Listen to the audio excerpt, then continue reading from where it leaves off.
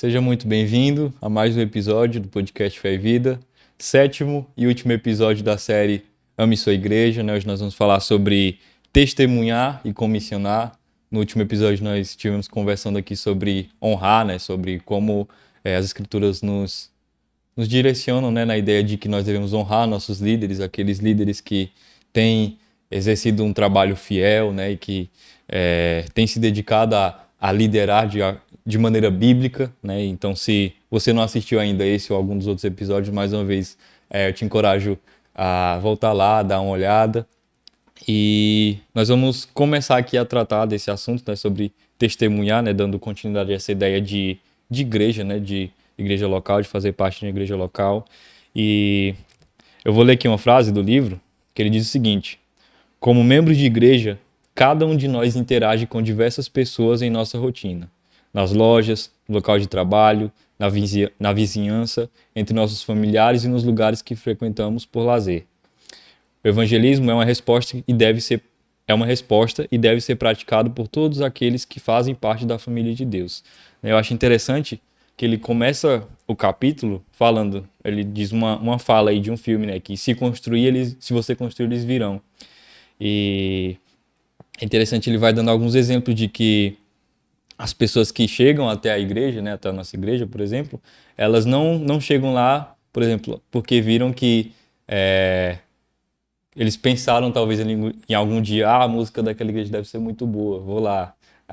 Eu ouvi dizer que o pastor de lá é um cara legal, vou lá visitar, né? E ele vai fazer o contraste aí, na verdade o que acontece é o quê? Que aquelas pessoas que visitam a nossa igreja, normalmente elas vão porque elas receberam algum convite de algum vizinho, de algum colega de trabalho, né? E passam então a considerar visitar aquela igreja, né? Então nós percebemos aí o papel, né, de cada um, né, como nós vemos falando aqui, né, de cada membro nessa tarefa também de testemunhar, né, de falar do evangelho, né, e nesse caso aqui de convidar pessoas, né, para um culto de domingo à noite, por exemplo, né? E isso envolve um trabalho que é de toda a igreja, né? Uma responsabilidade de cada um de nós, não é só tarefa de um pastor, missionário, né? Mas cada um de nós deve cumprir esse papel, né? No nosso contexto de vida, né? Então, como ele fala aqui, né?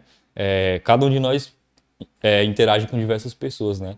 Talvez no trabalho, na escola, na faculdade, na nossa vizinhança, né? Então nós temos também essa responsabilidade aí de testemunhar, né? De Cristo, né? De falar mesmo de Cristo, né? Do Evangelho, das boas novas. Alguém falou que todos nós testemunhamos.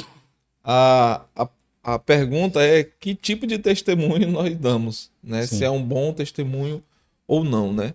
Mas de fato, faz parte do desse chamar de pacote aqui, entre aspas, né?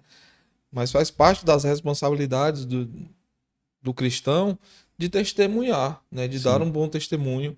E isso vai acontecer naturalmente nesses ambientes. Você começou com a citação do livro aí, nesses ambientes em que nós corriqueiramente compartilhamos, né? uhum, Lidamos. E é muito interessante e legal quando a gente pode. Semana passada mesmo, eu conversei com alguém ali rapidamente depois do culto e eu perguntei: você veio por intermédio de quem? Disse: vim por intermédio de fulano de tal que me convidou.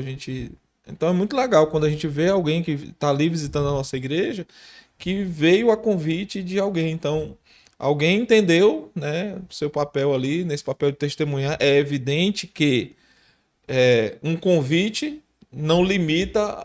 O testemunho não quer dizer que é só um convite, né? É uhum, como eu lido no meu dia a dia, sim, a forma como Cristo é evidenciado na minha vida, seja nas minhas palavras, nas minhas ações, né? Mas também naquilo que eu comunico, né? E é evidente que eu entendo que é meio que um processo, né? A uhum, forma como eu vivo Cristo no meu dia a dia, e a gente falou disso nos episódios passados aí, falando lá da igreja de Atos, né? Então, que cai na graça do povo e então Deus vai acrescentando.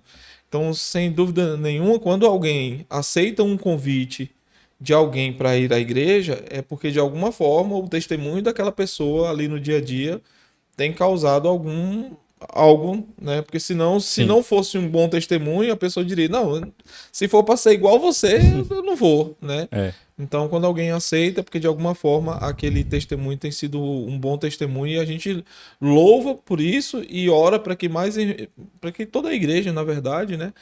A igreja seja encontrada nesse ambiente em que os irmãos dão um bom testemunho e vivem o evangelho de forma é, que Deus requer, né? Deus espera, e então caia na graça do povo ali, da sua comunidade. Uhum. Aí o autor aqui do livro, ele traz um ponto interessante, que ele intitula aqui de o coração é o coração do evangelismo, né? E ele traz a ideia de que alguns cristãos que por vezes estudam, né, leem livros sobre evangelismo, mas continuam não se envolvendo, né, com outras pessoas fora ali da comunidade, né, de fé, da igreja. E é interessante, né, isso que ele traz. E até separei aqui uma citação que ele vai falar: evangelismo não lida fundamentalmente com métodos, mas diz respeito ao coração. Apesar de terem passos a seguir, eles não são o maior problema, mas a falta de vontade é o problema mais óbvio, triste e preocupante. Inclusive tem um texto de Mateus, capítulo 12, 34, né, que vai falar que a boca fala do que está cheio o coração, né, e nós proclamamos aquilo que transborda, né, no nosso coração. E o contexto ali, né, que Jesus ele está dizendo para os fariseus que uma árvore má ela não pode dar bons frutos, né? E eu acredito que isso tem até relação também como o que você falou aí do nosso testemunho, né, da maneira como nós vivemos no dia a dia, né? Não só o falar, ele, digamos, vai ter um resultado, né? Acho que você comentou, acho que foi no episódio passado, que o exemplo, né, ele arrasta, né? O testemunho, ele também tem o nosso testemunho pessoal, a maneira que nós vivemos no dia a dia, ela tem também esse papel importante aí na proclamação do evangelho, de, por exemplo, convidar uma pessoa para o culto, né? Se, como você comentou, né? Se a minha vida não condiz com os princípios bíblicos, né? E a pessoa ela sabe daquilo, muito dificilmente ela vai aceitar aquele Sim. convite, né? Porque ela sabe que eu estou vivendo uma vida de... Digo, mas não vivo. Nesse sentido aí, né? Então, é importante nós pensarmos nisso, né? De como nós proclamamos aquilo que transborda em nosso coração, né? E, portanto, nós vamos buscar, né, que o nosso coração esteja cheio da palavra de Deus, né? E viver isso, de forma que nós possamos viver isso, né, no nosso dia a dia, né? Isso abrange tudo que a gente já falou até aqui, inclusive, né? Seja desde o processo de ouvir da palavra, né? Mas de servir uns aos outros, de aconselhar, né? De acolher, né? Tudo isso envolve, né, essa ideia aqui de vivermos seguindo o modelo de Cristo, né? Sim, sim. Acho que uma das coisas que elas são, como é que eu posso dizer, um grande desafio para a igreja é a gente passar do discurso para a prática, né? De Sim. novo, não à toa o nosso podcast é Fé e Vida. A gente ouve frases do tipo, e elas são comuns nas igrejas como um todo, que nós temos que pregar o evangelho, né? Me dá oportunidades para pregar o evangelho, né? E eu lembro de uma história que houve uma inundação numa cidade e uma pessoa, e ali subiu tanto o nível da água que estava quase no teto, né?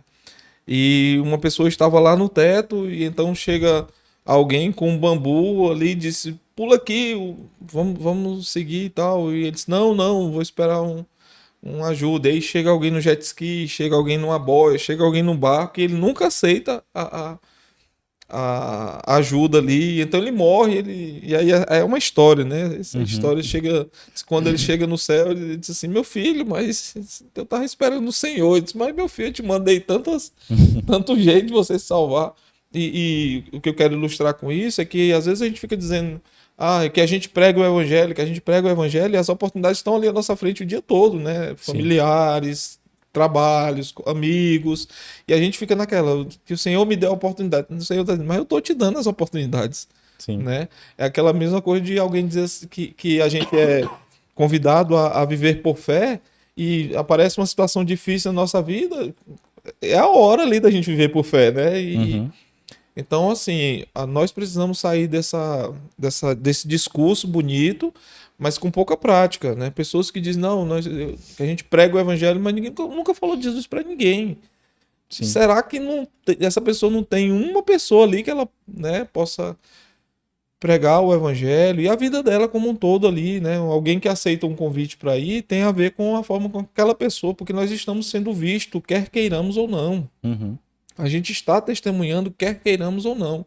A questão é que tipo de testemunho nós estamos dando, né? Então o evangelho, ele é pregado e por vezes ele é visível, né? Eu posso contar acerca do que Cristo fez em mim. Isso eu não Sim. preciso de um curso, eu não preciso entrar numa sala especial que vai me ensinar a dar o meu testemunho, não. Né? Então, foi isso que Cristo fez por mim. Eu era assim, assim, assado. O Cristo entrou na minha vida e eu estou lutando para viver dessa forma. Então, isso é o Evangelho. Uhum. Então, nós somos chamados a testemunhar e a nossa vida também é essa porta de entrada do Evangelho para ser testemunhado. Sim, né? E já entrando nessa questão aí de tornar prático, né? É interessante como o autor aqui no livro ele também vai trazer um ponto que ele fala que a bondade ela provoca perguntas, né? E Uhum. ele vai trazer um exemplo aí de como, né? Se nós pararmos só para pensar que como é interessante, como uma pessoa ali que é alegre, que é gentil, né? Que é amorosa, ela de certa forma chama a atenção, né? E voltando para o que a gente falou lá, a igreja em Atos também. Isso Uhum. isso era um dos aspectos que chamava a atenção do Sim. povo, era a maneira como eles viviam, como cuidavam uns dos outros, né? E ele vai trazer isso aqui, né? Como a nossa vida, né? Quando nós colocamos em prática, né? Tudo aquilo que aprendemos e somos esse tipo de cristão, né? Que é alegre, que é gentil, que é amoroso, né? E como isso chama a atenção das pessoas, isso é uma oportunidade, né? E surge então aí a partir disso as oportunidades que nós teremos de repente falar algo mais direto assim acerca do evangelho, né, para aquela pessoa, porque e principalmente se nós pensarmos no nosso contexto hoje, né, que as pessoas são muito individualistas, né, cada um no seu mundo, né, buscando os próprios interesses. Aquele que vive dessa forma distinta, né, ele chama a atenção, né? Sim. E é o que nós comentamos também, inclusive, acho que no último episódio, né? De que nessa ideia mesmo de que nós devemos ter essa mudança de mentalidade, né? De ter uma vida transformada e diferente da mentalidade, né? Do mundo, né? E como isso chama a atenção, né? Como chamava a atenção do povo ali em Atos, né? E como isso abre essas portas aí para testemunhar de Cristo. As oportunidades elas estão, na verdade, é como se elas estivessem gritando à nossa frente, assim, né? Elas não estão escondidas, elas estão ali à nossa frente. Ah, tem um ditado aí que diz que o pior cego é aquele que não quer ver, né? Uhum. Então, sempre, todos os dias nós temos oportunidades, todos os dias nós temos oportunidades. E existem oportunidades que elas são corriqueiras, no sentido de pessoas com quem nós lidamos corriqueiramente, e existem oportunidades que elas são mais esporádicas, né? Situações com pessoas que nós não fazem necessariamente a parte do nosso convívio corriqueiro ali, né? Mas Uhum. em ambas as situações, né, as oportunidades elas aparecem o tempo todo para testemunhar. É fato que com aquelas pessoas com as quais eu convivo de forma mais rotineira, né? Dá para Sim. traçar um plano, vamos dizer assim, né? Um caminho pelo qual eu vou dando passos pequenos e depois, quem sabe, passos maiores para até chegar ao coração daquela pessoa, né? Mas sempre com esse intuito mesmo de levar a palavra. E outras pessoas serão uma oportunidade ali abrupta. Semana eu tava com alguém e essa pessoa se acidentou e essa pessoa ela quebrou o maxilar nos dois lugares e perdeu 8 dentes no acidente de moto. Uhum. E essa pessoa tava de capacete, o capacete travado, né? E a gente começou a conversar ali e aí a pessoa que estava acompanhando ela disse assim, que sorte, hein? Aí eu disse, tá aqui a oportunidade, né? Disse assim, sorte não, sorte não. E aí, rapidamente ali, naqueles minutos que eu pude ter ali com eles, eu pude apresentar o evangelho. Então não é uma coisa que eu criei, ou pensei, idealizei, né? Mas uma oportunidade que apareceu e então Deus me deu a graça ali de poder aproveitar. Eu não sei o que aquilo, como aquilo chegou no coração deles, Uhum. né? Mas eu pela graça de Deus mesmo, para a glória de Deus, Deus pôde me encorajar ali a não perder a oportunidade. E elas gritam na nossa frente, Sim. né? Como já apareceram situações semelhantes a essa que eu não aproveitei a oportunidade e depois, lá, alguns minutos ou horas depois, eu disse, nossa, perdi a oportunidade. Então, a nossa oração é que o Senhor nos dê olhos atentos para essas oportunidades e outras mais corriqueiras, pessoas do nosso convívio natural, para que a gente possa estar testemunhando o tempo todo. É isso aí, né? As oportunidades, elas estão aí, né? Nós precisamos ter atenção quanto a isso, né? E voltando aqui um pouco também, né? Como isso tem relação com fazer o bem, né? Com as boas obras, né? Como eu já comentei, né? E nós fazemos isso como reconhecimento pelo bem que nós já recebemos e Uhum. também como oportunidade, né? Como eu comentei aqui, de falar, né? Da boa nova do evangelho, né? À medida que nós fazemos o bem, né, praticamos essas boas obras, podem surgir ali oportunidades de testemunhar, né, de falar de Cristo, Uhum. né, e nós devemos fazer disso, né, um estilo de vida, né, ter atenção a essas oportunidades que surgem, né, e viver dessa forma, né, como em resumo de tudo que a gente já vem falando aqui até esse episódio. Sim, sim. E uma outra questão que ele traz aqui é a questão do medo, né, que por vezes ele pode ser meio que um impedimento, né, para testemunharmos, né, de Cristo, seja às vezes numa situação de, quem sabe, convidar a pessoa para comer, para dar um livro para a pessoa, para assistir um filme, sei lá, Uhum. para que surjam então essas oportunidades, né? Por vezes nós temos esse medo de como a pessoa ela vai Receber. receber, né? É, E esse medo, por vezes, ele nos escraviza, né? E você gosta de falar também na questão, né, do temor de homens, né? Sim. E esse temor, né, dos outros, ele nos escraviza e ele nos impede, né, de testemunhar de Cristo. É, é muito legal quando a gente pode parar para pensar sobre isso, porque às vezes nós tá meio agarrado a gente ali, essa visão humanista de que o resultado do evangelho depende de mim. O resultado do evangelho não depende de mim. Eu sou um cano, apenas um canal pelo qual o evangelho é transmitido. A partir daí, é a ação do Espírito no coração do outro. Então, isso vale não só para a questão do testemunhar aqui, mas de tantas outras vivências do cotidiano ali do ambiente da igreja. Por exemplo, quando eu deixo de exortar alguém porque eu fico temendo como aquela pessoa vai receber aquilo. Sim. Então, o meu temor deveria ser: eu estou pautado, na verdade, a Bíblia tem uma posição sobre esse assunto. Se uma vez que a Bíblia tem uma posição sobre aquele assunto e eu estou amarrado àquilo, eu não posso ter medo. Na verdade, o temor ele deve vir de que o que Deus vai fazer se eu não fizer o que eu sou chamado a fazer. Uhum. E do ponto de testemunhar é da mesma forma. Então, se o Senhor me conclama a testemunhar das verdades do Evangelho a uma pessoa e eu não o faço, aí isso deve gerar temor no meu coração. Não Sim. como a pessoa vai receber, não. É evidente que eu devo fazer isso com amor, com graça, com misericórdia, ah, criando um bom ambiente para aquilo, mas assim, dificilmente alguém vai receber bem ou tão bem assim a mensagem de que ah, se ela continuar naquela situação, o que espera para ela é o pior, Uhum. né?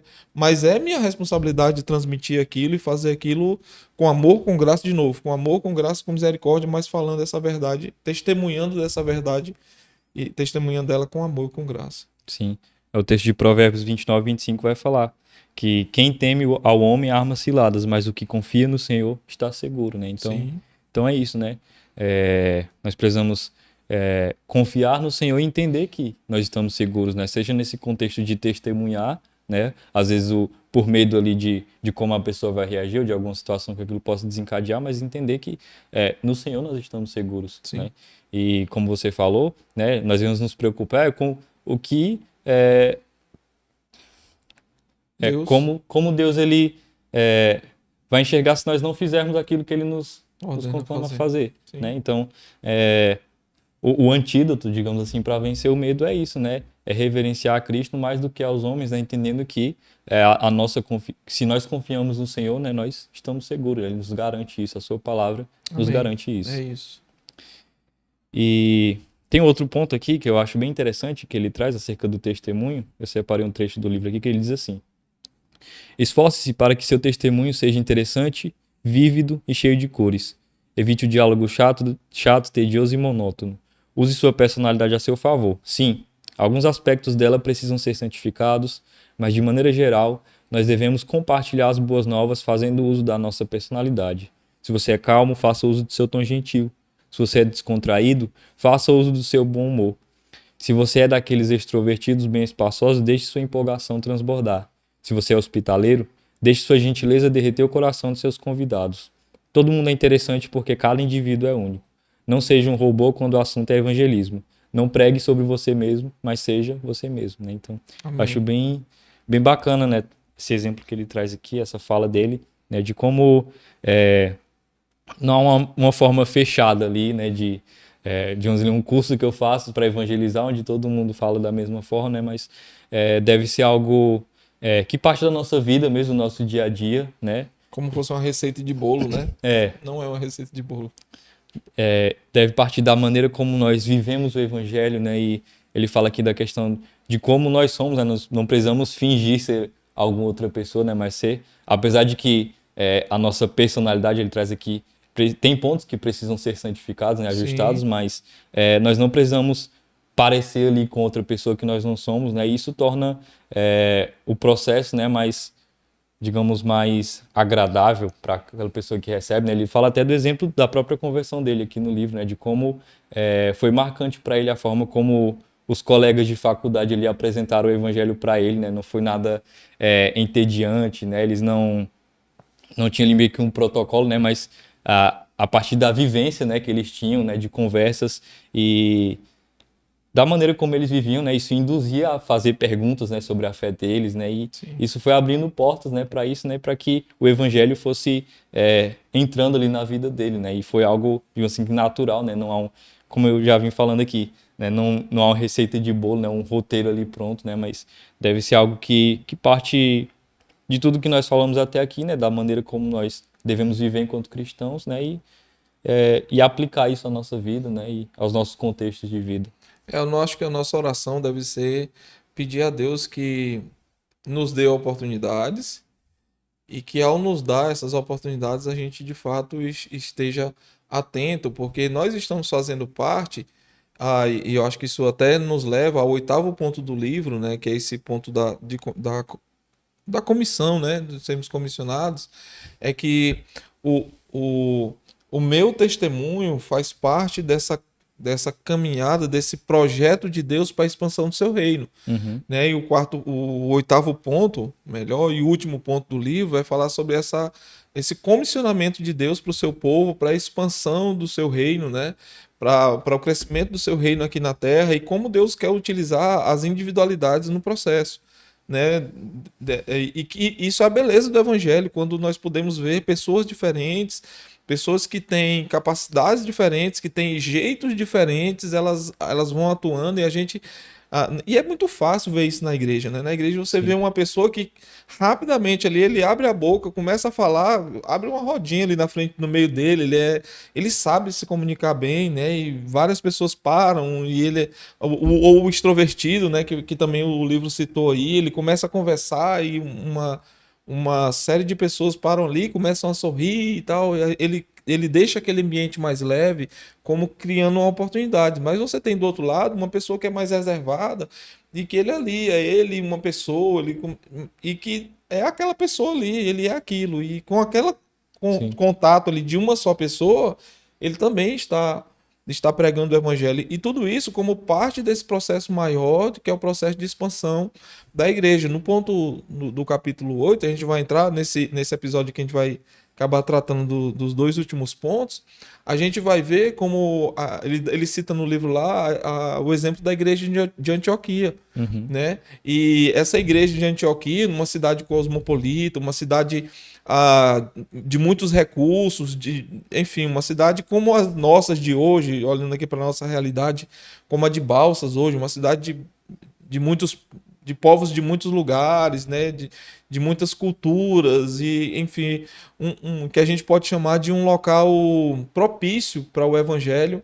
Aquela igreja é uma igreja que ela se torna uma capacitadora, vamos dizer assim, para o processo missionário, né? E como Deus usa aquela igreja, e ali Barnabé e Paulo, eles são homens utilizados por Deus para a expansão do seu reino naquela região, como o evangelho vai atingindo, e a gente vai ver ainda, ligando os dois pontos aqui, a gente tem o Paulo que tem uma característica, Barnabé que tem, e lá no livro ele cita outros exemplos de outros líderes naquela igreja, de outros irmãos que tinham características específicas, Sim. mas que todas elas eram.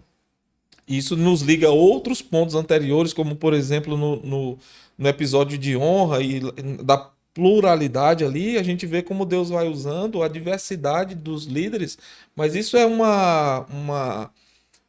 um exemplo maior da igreja, né? A igreja é Uhum. formada de pessoas plurais, e desde o primeiro episódio a gente vem falando sobre isso, né? Essa pluralidade de pessoas na igreja, elas são uma ferramenta de Deus para a expansão do seu reino. E então nós somos chamados a testemunhar e esse comissionamento de Deus para nós, para a expansão do reino de Deus. Né? E isso é muito lindo quando a gente pode ver que a gente falou em episódios anteriores, o livro vai falar muito sobre isso, sobre nós sermos parte do todo. Sim. E é lindo como a gente pode ver nessa beleza do evangelho, quando a gente entende o nosso papel como parte de algo maior. Como parte de algo maior. Se a gente olha o livro de Atos, o livro de Atos ali, no versículo 8 do capítulo 1, você vê que o texto está dizendo que o Espírito vai capacitar aqueles irmãos como uma dinamite para pregar o evangelho em Jerusalém, Samaria, Judeia, até os confins da terra. E à medida que o livro vai caminhando, a gente vai ver que tudo estava indo bem ali em Jerusalém. A igreja crescia, os irmãos eram fortalecidos na pregação dos apóstolos, na oração, na comunhão, pá, aquilo vai caindo na graça da sociedade, né? O Senhor Uhum. vai acrescentando novas pessoas, mas para aí, o versículo 1, Deus não foi apagado dali do texto, né? Sim, o evangelho não é para ficar só em Jerusalém. Sim. E Deus cria então um mecanismo para que haja expansão. Naquele contexto especificamente, nós temos ali a morte do diácono Estevão, que inclusive o apóstolo Paulo consentia ali naquela situação. E então aqueles irmãos saem fugidos e pregando o evangelho. Olha o contexto de pregação do evangelho, de expansão, de testemunho, de comissionamento ali da igreja num ambiente hostil, de perseguição, de prisão, de morte, né?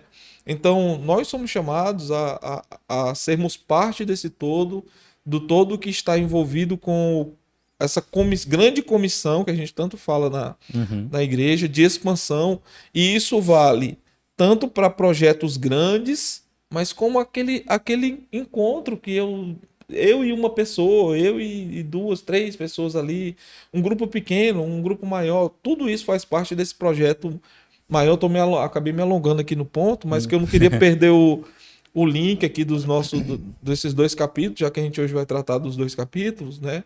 De testemunhar e comissionar. E nós devemos então fazer parte. Por que eu estou falando tudo isso? Porque missões, por exemplo, na igreja, precisa ser visto muito mais amplamente. Não estou falando da nossa igreja necessariamente, da igreja como um todo.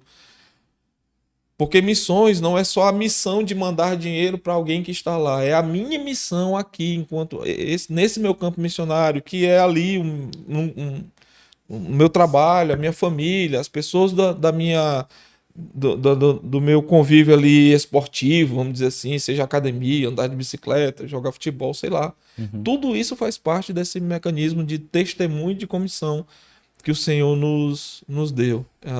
Eu penso que aquilo que começou ali há 2000 anos atrás, né, toda essa bênção ali da igreja primitiva, que não começa necessariamente ali, porque Deus sempre teve um povo, né, sempre separou um povo, e esse povo foi chamado por Deus para viver seus princípios, testemunhar de quem Deus é, deve ser continuado conosco aqui como igreja, mas pessoalmente com a minha responsabilidade e a responsabilidade de cada crente. É isso aí, né? É encorajador, né, pensar nessa questão, né, de como cada um tem um papel, né, e olhar para a igreja, né, e como Deus age, né, e como você falou aí, cada um tem uma particularidade, né, mas Deus age de maneiras diferentes, né, e nos capacita a testemunhar, né, a cumprir a missão, né, de expansão do reino, né. E só para a gente já finalizar aqui, como eu tenho feito, eu vou falar aqui alguns passos de ação, né, que ele sempre traz dos dois capítulos, né, que é o de testemunhar e o de comissionar. Uhum. O de testemunhar, ele vai falar o seguinte: o primeiro, nunca deixe de orar. Segundo, exercite sua fé com sabedoria. Terceiro, transmita o evangelho com graça e beleza, né? São esses 3 pontos. E indo lá para o de comissionar, ele vai trazer mais alguns passos de ação também. Ele vai falar: o primeiro, adote uma mentalidade de engajamento cultural. Segundo, encoraje aqueles que estão envolvidos no evangelismo fiel e em missões. Terceiro, medite na misericórdia e na graça de Deus dispensadas a você. Assim seja motivado a se envolver no ministério de misericórdia. E por último, envolva-se na plantação de igrejas, orando, ofertando, ajudando ou indo, né? São esses pontos aí que ele traz, passos de ação. Só para a gente já encerrando aqui, eu separei mais um trecho do livro que ele vai falar o seguinte: e Deus lhe deu sua igreja para ser o lugar onde você pode ter o vislumbre dessa realidade, onde você é moldado para se parecer cada vez mais com seu Salvador, enquanto rememora o que ele fez por você, ao ouvir sua palavra, tomar a ceia do Senhor e presenciar o batismo. Onde você responde ao amor de Deus cantando, orando e servindo, onde você encontra uma família para compartilhar suas alegrias e andar ao seu lado pelos vales dessa vida. Ser membro de uma igreja é algo incrível. E é maravilhoso saber que nossas orações e esforços podem fazer a diferença não apenas no aqui e agora, mas também na eternidade. Portanto, busque ser fiel a Cristo e à sua igreja hoje. Pertença, acolhe, congregue, cuide, sirva, honre, testemunhe e comissione. O Senhor da igreja o ama com amor eterno, portanto, ame sua igreja. Amém. Se você tem algum comentário aí para falar? Feliz por essa caminhada, né? Foram 7 episódios aí de uma conversa muito agradável, né? É sempre muito bom conversar sobre a igreja, né? E esse amor que nós devemos ter ao Senhor enquanto amamos a igreja, sua igreja, né? A igreja do Senhor, da qual eu faço parte, da qual ele me inseriu ali por causa do seu amor, do sacrifício de Cristo ali. Então, é sempre um encorajamento que a gente quer deixar, né, para cada pessoa que nos ouve, né, cada irmão da igreja, que reflita sobre como tem sido o seu envolvimento com a igreja local, como você tem dedicado a seu tempo, talentos, recursos, a, na demonstração de amar a Deus, a Ele mesmo, né? Como enquanto ama as pessoas. Repense seu envolvimento, repense como você tem aplicado o dom ou os dons que Deus dispensou a você para a glória dele e benefício das pessoas. Então, o livro nos ajuda de diversas formas, assim, e também nós até encorajamos, né? Nós falamos muita coisa, mas não falamos tudo do livro, então você pode comprar o livro, tê-lo em sua casa e ler e reler, fazer anotações. Tem muitos textos bíblicos no livro, então cabe uma devocional, né, regular no livro. Também, quem sabe, para discipulado, né, uma série de coisas que o livro vai ajudar você, essa é a nossa expectativa mesmo. E agradecer a você por caminhar conosco, né, não só nessa série, mas em todo esse ano de 2023, a gente está encerrando o ano. Eu não sei quantas séries nós fizemos aqui esse ano, mas tem muito material aí na nossa página no YouTube. Então, encorajar você a continuar conosco, né? O ano de 2024, a gente quer voltar com muita coisa boa, né? Já começa a pensar sobre coisas que a gente deve continuar fazendo lá no ano que vem. Então, muito obrigado por estar conosco, obrigado por compartilhar, obrigado por assistir, né, os episódios. A gente está muito feliz e a nossa expectativa é que, de alguma forma, cada um desses episódios que o Senhor esteja usando, né? Agradecer a Deus, né? Agradecer a esse lugar que Ele nos presenteou aqui para fazer as gravações. Então Deus tem sido muito bom e queremos continuar caminhando e cooperando com a igreja também no ano de 2024. Isso aí, né? Nós louvamos a Deus, né? Como o Elton já falou aqui, e nós agradecemos por você ter nos acompanhado aí durante esse ano, né? Nós estamos encerrando aí a última série, né? O último episódio desse ano, e a nossa oração é para que no próximo ano nós possamos continuar nesse trabalho e que seja uma bênção, né? Assim como tem sido. E estamos encerrando a série aí também, né?